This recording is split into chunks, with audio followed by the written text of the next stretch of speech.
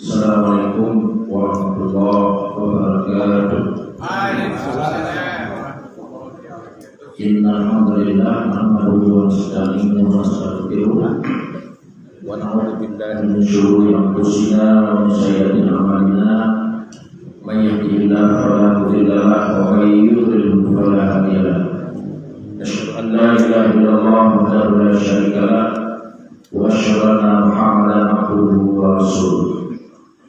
Qala Allah Ta'ala fi kitabihil karim, ya ayyuhan nasu kulu mimma fil ardi halalan thayyiban wa la tattabi'u khutuwati syaitan innahu lakum aduwwun mubin.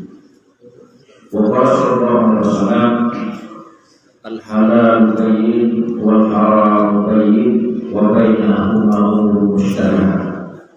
Wa tafakkur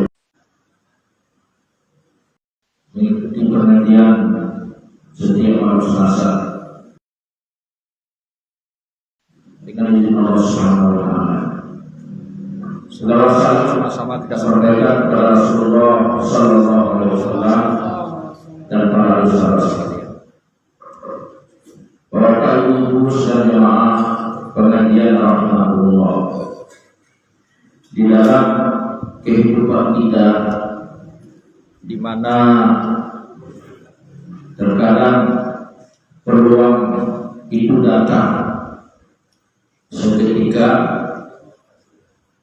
terkadang kita tidak dalam keadaan sulit ataupun ada menggiurkan, maka disitulah letaknya di mana kita wajib untuk hati-hati. Hati-hatinya adalah dalam hal perkara yang haram dan syubhat. Kenapa? Karena Allah Subhanahu wa Ta'ala memerintahkan kepada manusia, ya ayyuhan nas, wahai manusia, usilah dari permukaan bumi halal dan baik. Kemudian Nabi menyampaikan al-halal bayyin, yang halal sudah jelas, yang haram sudah jelas, dan antara keduanya adalah yang remah-remah. Maka dalam hal ini wajib kita sebagai seorang mukmin untuk menjaga makanan kita, bersumber dari yang halal supaya tidak masuk yang haram. Kenapa demikian? Karena itu adalah salah satu kunci daripada ibadah dari Allah Subhanahu wa Ta'ala. Dalam hadis yang lain Nabi menyampaikan, daging yang tumbuh dari yang haram akan neraka terbakar. Dalam hal ini maka untuk kita senantiasa menjaga dari hal itu, wajiblah kita waspadai dari harta kita. Harta kita ditanya oleh Allah Subhanahu wa Ta'ala, min aina, dari mana? Kita sabahu, kamu hasilkan, kamu usahakan, wa ila aina anfaqtahu, dan kemana kamu infakkan. Jadi dua pertanyaan. Sedangkan hal yang lain satu saja. Umur kemana kamu gunakan? Satu pertanyaan. Tapi di harta ini ada dua. Sehingga para sahabat Nabi Sallallahu Alaihi Wasallam dan tabi'in, mereka sangat berhati-hati dalam perkara ini. Dikisahkan oleh Imam At-Tabari dalam kitab tarikh beliau, yang bahwa ada seorang ulama pada zaman beliau itu namanya Abu Riyas. Abu Riyas ini adalah seorang tabi'in yang bertemu dengan tabi'in, dan tabi'in ini bertemu dengan sahabat Nabi Sallallahu Alaihi Wasallam. Di dalam kehidupan beliau sangat wara, sangat hati-hati, dan beliau adalah Abu Ghiyas ini mempunyai tanggung jawab 8 orang, 9 sama dirinya, 4 orang anak perempuan, kemudian 2 orang mertuanya, kemudian 2 orang lagi adalah kakak dia beradik, yang mana mereka itu adalah tabungannya sendiri. Ketika bulan puasa pada waktu itu terjadilah kesulitan ekonomi yang menimpa Abu Ghiyas, sehingga mau berbuka puasa tidak ada makanan, yang ada cuma roti kering pada hari itu. Kemudian waktu sahur tidak ada lagi makanan, hanya minum air saja. Kemudian besok paginya Abu Ghiyas pergilah berusaha mencari kerja, ke sana kemari, minta untuk pekerjaan, tidak ada orang yang memberikan, sehingga sampailah di suatu tempat yang jauh. Sengaja beliau itu pergi jauh dari rumahnya, sehingga setengah hari dia berjalan.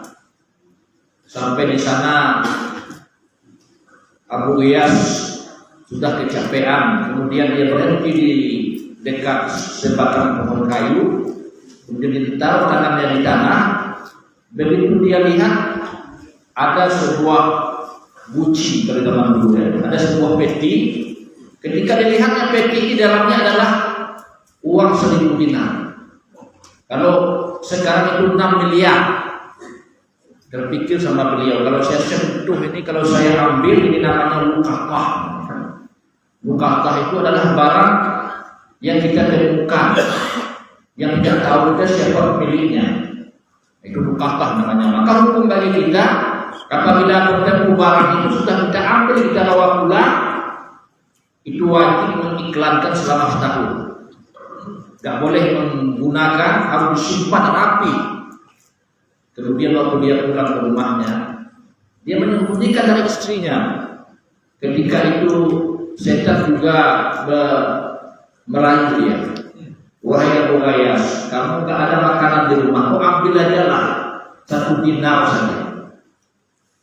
Lalu dia lawan setan ini. Di rumah gak ada makanan, dia pulang kosong. Sehingga sampai ke rumahnya, lalu dia sembunyikan dalam bajunya, dia berikan kepada istrinya, apa yang kamu bawa wahai Abu Ghiyas? Gak ada apa-apa kan? Takut istrinya nanti tergiur dengan harta luqatah. Jadi dalam hal ini hati-hatiannya beliau. Ini bisa kita ambil pelajaran. Janganlah sampai harta yang haram itu kita bawa pulang ke rumah, apalagi sampai dikonsumsi oleh keluarga kita. Kenapa? Karena zaman sekarang ini gratifikasi, ya kan? Kemudian ada istilah nyampi, kan? Dan semua itu dibahasakan dengan bahasa yang indah sekali. Bahkan dinamakan dengan bagi hasil, Pak ya. Proyek dari awal itu kasih 10%, di akhir nanti 30% akhirnya dikurangilah besinya, dikurangilah semennya, kan? Jadi itu yang terjadi pada zaman sekarang. Jadi gratifikasi, kolusi, nepotisme dan sebagainya. Kita bawa pulang ke rumah hasil itu, kita bangun rumah. Nanti di hari kiamat, dari mana rumahmu?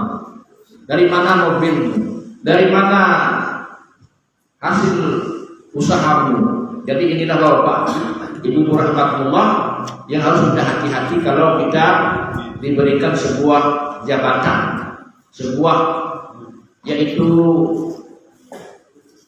yang dititipkan amanah pada kita. Sehingga Abu Ghiyas ini pulang tahu isinya bahwa itu dia bawa sesuatu.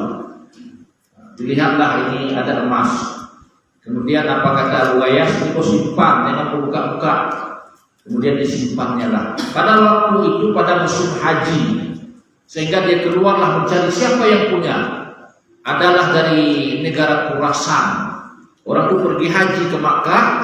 Kemudian orang punya ini bilang, siapa yang mendapatkan emas 1.000 dinar, punya saya kembalikan karena Allah.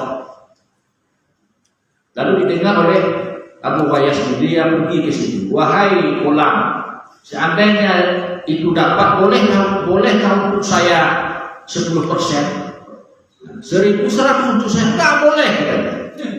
Kemudian pulang dia ke rumah, bilangnya sama istrinya, dari lupa saya orang punya emas ini, saya minta 10% nggak dikasih.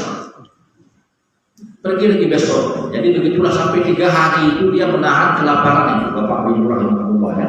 Puasa lagi, air cuma dia berbuka. Coba kita pikirkan ketika kita dalam keadaan kepepet, dalam keadaan sulit, ya kan? Nah, mungkin kalau ada sesuatu yang cepat kita apakah tergiur ataukah kita akan bertahan, Bapak Ibu rahimahullah ya. Kemudian pulang dia ke rumah, besok pergi lagi, besok disuruh lagi oleh istrinya, pergi lagi dia. Dibilang, wahai Polan, kalau seandainya 1 dinar aja untuk saya boleh nggak? Saya gunakan untuk membeli tempat minum di Masjidil Haram ini, di Makkah ini untuk orang-orang yang pergi haji. Dan setengahnya itu untuk di rumah tuh makan minum katanya. Jadi begitulah jujurnya Bapak Ibu rahimahullah ya. Ketika itu nggak boleh. Nah, kemudian pulang dia lagi, dibilang sama istrinya besok musyawarahlah dia di malam hari itu istiqarah. Ya, karena itu ada uang 6 miliar di rumah makan. Jadi bagaimana kalau kita terjadi kepada kita ketika ada kesempatan untuk melakukan gratifikasi, untuk melakukan hak orang lain dan sebagainya itu kita gunakan, sehingga itulah menjadi tantangan keimanan kepada kita Bapak Ibu rahimahullah ya. Dalam keadaan susah, puasa, nggak ada makanan, kemudian besok dia bawalah itu, dia kasih. Ayo di rumah saya, pergilah dia ke rumah Abu Ayas ini, diikuti oleh Imam At-Tabari. Ketika itu Bapak Ibu rahimahullah dikasihlah luka tadi barang kedua tadi kepada orang punyanya, pergi langsung dia. Jadi kita akan berburuk sangka kadang. Pelit kali orang ini. Ya, nah, itu juga harus kita jangan menilai orang lain. Pelit kali orang ini. Masa 1 dinar aja mau dia kasih? Ketika dia lihat bahwa diceritakanlah bahwa di rumah itu tidak ada yang kemewahan, tanah, kemudian berdinding itu bambu, kemudian dia tidur hanya dengan 1 pakaian dia pakai 9 orang. Coba kita bayangkan. Salatlah dia berganti dengan istrinya, berganti lagi sampai 9 orang. Jadi begitu kejadian Bapak Ibu rahimahullah. Kemudian orang tadi pergi, kemudian Imam Tabari tertunduk, nggak berani ngomong apa-apa. Beliau juga tertunduk, nggak berani ngomong apa-apa. Kemudian besok harinya datang lagi orang yang punya rumah tadi. Jadi inilah harus kita husnudzan, berbaik sangka dengan orang lain. Walaupun kita lihat di depan mata kita sesuatu yang menyakitkan pandangan, menyakitkan hati, jangan kita maki orang itu, jangan kita hina orang itu. Jadi mungkin ada sesuatu hikmah dan juga amanah yang besar di balik sesuatu yang dia lakukan. Jangan kita nilai dari zahirnya. Wallahu a'lamu biman ittaqa wa la tuzakku anfusakum. Janganlah kalian mentazkiyah diri kalian, merasa sok suci, sok alim, sok hebat kan? Nah, itu adalah salah satu dari hal yang harus saya untuk introspeksi kepada diri saya. Nah, sehingga kenapa? Karena wallahu a'lamu biman ittaqa. Allah yang tahu siapa yang paling bertakwa. Wa fawqa kulli dzi ilmin alim. Dan di atas orang alim itu ada orang alim. Siapa itu? Allah Subhanahu wa taala. Allah akan mengajarkan orang-orang yang mau mengamalkan ilmunya. Dia tahu tentang ini haram, ini halal, diamalkan. Allamallahu ma lam ya'lam. Allah mengajarkan kepadanya sesuatu yang tidak dia ketahui. Jadi mudah saja Bapak Ibu rahimahullah ilmu itu ya, mengamalkan ilmu. Satu ilmu kita dapat kita amalkan. Allamallahu ma lam ya'lam. Allah kasih beribu ilmu-ilmu yang lain. Tapi berapa banyak ilmu yang sudah kita ketahui, satu pun belum kita amalkan. Berarti tidak ada nilai dalam ilmu yang sudah kita ketahui tersebut. Nah, jadi itu adalah termasuk belum mengamalkan ilmu. Bapak Ibu rahimahullah, kemudian besok harinya datanglah orang yang punya 1000 dinar ini mengetuk pintu rumah. Assalamualaikum. Waalaikumsalam. Dia sambut, silakan. Mungkin kalau kita menyambut tamu yang pelit tadi, mungkin bukan lagi kita buka pintu, ya kan? Lari kita ada sembunyi, ada pura-pura nggak tahu. Jadi ini adalah hikmah di balik husnudzan, di balik itu kesabaran. Maka oleh sebab demikian orang yang sabar itu dhafirah, akan beruntung. Sabar dari yang haram supaya kita tidak tergiur